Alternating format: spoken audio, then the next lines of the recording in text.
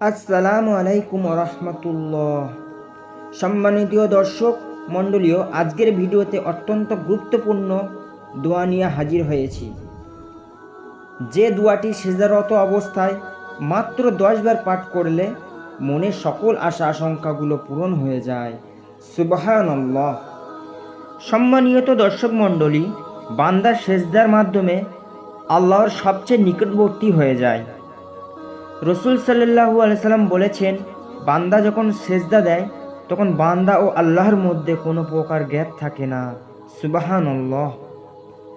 আর এই সময় আল্লাহর কাছে কোনো কিছু চান, তাহলে ইনশাআল্লাহ মহান আল্লাহ রব্বুল আলামিন আপনাকে তা দিয়ে দেবেন। সুবহানাল্লাহ। এজন্য আপনার মনে পরিপূর্ণ ইয়াকিন ও ইখলাস থাকতে হবে এবং নিয়ম জেনে ও মেনে আমলটি করতে হবে। প্রিয় দর্শক, এই আমলটি করতে হবে যে কোনো নফল নামাজের সেজদার মধ্যে।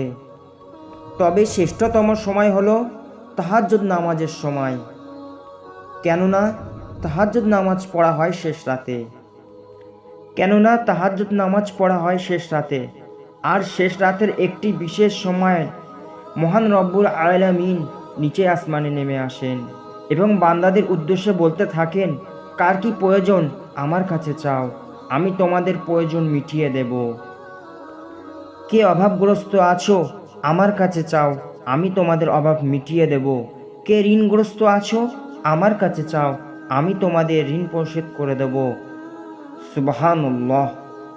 আর আপনি যদি এই সময় তাহাজ্জুদ নামাজে সেজদারত অবস্থায় সেজদার তাসবিহ পাঠ করার পর এই দোয়াটি 10 বার পাঠ করো, তাহলে ইনশাআল্লাহ মহান আল্লাহ রব্বুল আলামিন আপনার মনের সমস্ত হালাল আশা আশঙ্কাগুলো পূরণ করে দিবেন।